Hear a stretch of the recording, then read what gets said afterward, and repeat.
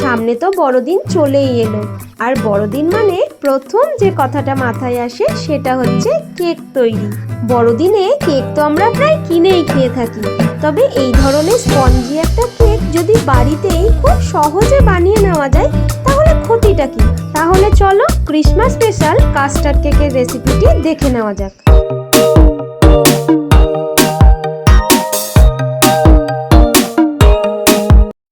Cake তৈরির জন্য যে সমস্ত উপকরণগুলো প্রয়োজন সেগুলোকে আমি এক জায়গায় করে নিয়েছি, এতে কেক তৈরি করতে সুবিধাই হয়। এখানে দিয়ে দিচ্ছি 1.5 কাপ গুঁড়ো চিনি, আর দিয়ে দিলাম 1/2 কাপ সানফ্লাওয়ার অয়েল। এবার এই তেলের সাথে চিনিটাকে খুব ভালোভাবে ফেটিয়ে নিতে হবে। আমি এখানে 5 থেকে 7 মিনিট মতো ফেটিয়ে নিয়েছিলাম। দেখো কালারটাও অনেকটাই চেঞ্জ হয়ে গেছে। এখন এখানে 1.5 কাপ ময়দা দিয়ে দেব। ময়দাটা আমি আগে থেকেই চেলে রেখেছিলাম। এখানে কিছুটা টুটি ফ্রুটি নিয়ে নিয়েছি, এর মধ্যে অল্প একটু ময়দা দিয়ে কোট করে রেখে দিলাম। এবার এর মধ্যে দিয়ে দিচ্ছি 1/2 কাপ কাস্টার্ড পাউডার, দিয়ে দিচ্ছি 1 চা চামচ বেকিং পাউডার আর 1/2 চা চামচ বেকিং সোডা। এবার এই সমস্ত উপকরণগুলোকে ভালোভাবে মিশিয়ে নিচ্ছি।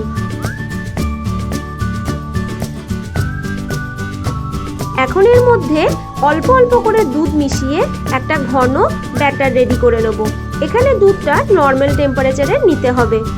দেখো অল্প অল্প করে দুধ দিয়ে ব্যাটারটাকে আমি রেডি করে নিচ্ছি। এই ব্যাটারটা আমি প্রায় 5 থেকে 7 মিনিট মতো ভালোভাবে ফেটিয়ে নিয়েছিলাম।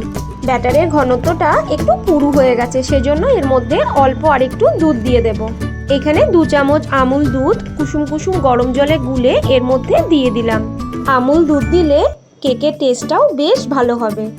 1/2 চা চামচ ভ্যানিলা এসেন্স দিয়ে দিলাম। আবারও ব্যাটারের মধ্যে এই সমস্ত উপকরণগুলো ভালোভাবে মিশিয়ে নেব। দেখো এদিকে 2 ভাইয়ে বসে বসে আমার কেক তৈরি দেখছে, আর দুজনে মিলে খুনসুটি করছে। এখন গ্যাস জ্বালিয়ে তাতে একটা কড়াই বসিয়ে নেব। কড়াইয়ের মধ্যে দিয়ে দিচ্ছি প্রায় 1.5 কাপ মতো নুন।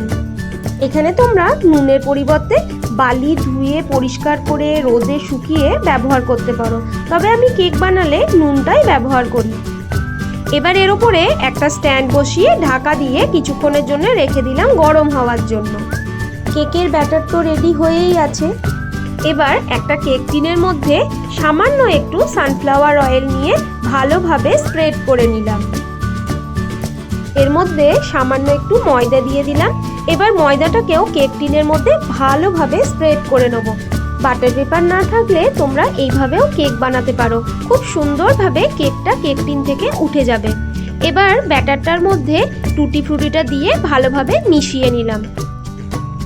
এখন কেক টিনের মধ্যে ব্যাটারটাকে ঢেলে নিচ্ছি। অনেক কম উপকরণ দিয়ে আর খুব সহজেই এই কেক বাড়িতেই বানিয়ে নিতে পারবে।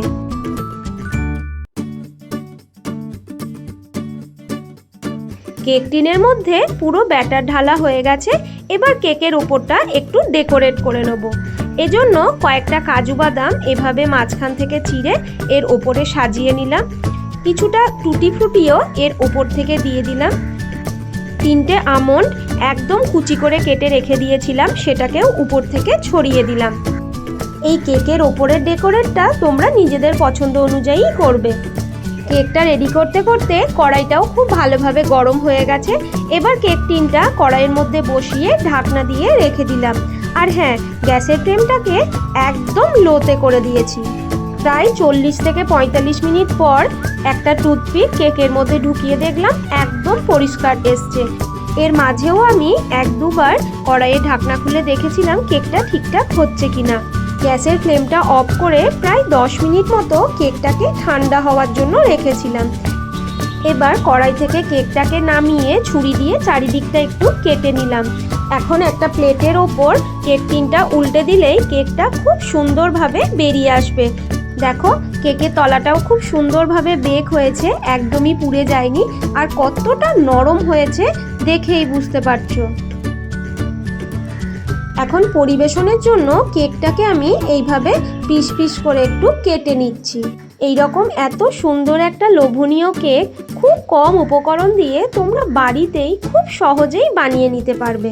দেখো কেকের ভেতরটা কত সুন্দরভাবে বেক হয়েছে আর কতটা নরম হয়েছে। দেখো এই কাস্টার্ড কেক তৈরির রেসিপিটি তোমাদের কেমন লাগলো অবশ্যই আমায় কমেন্ট করে জানিও। যদি ভালো লেগে থাকে একটা লাইক করে দিও আর আমার চ্যানেলটাকে সাবস্ক্রাইব করে আমার পাশে থেকো।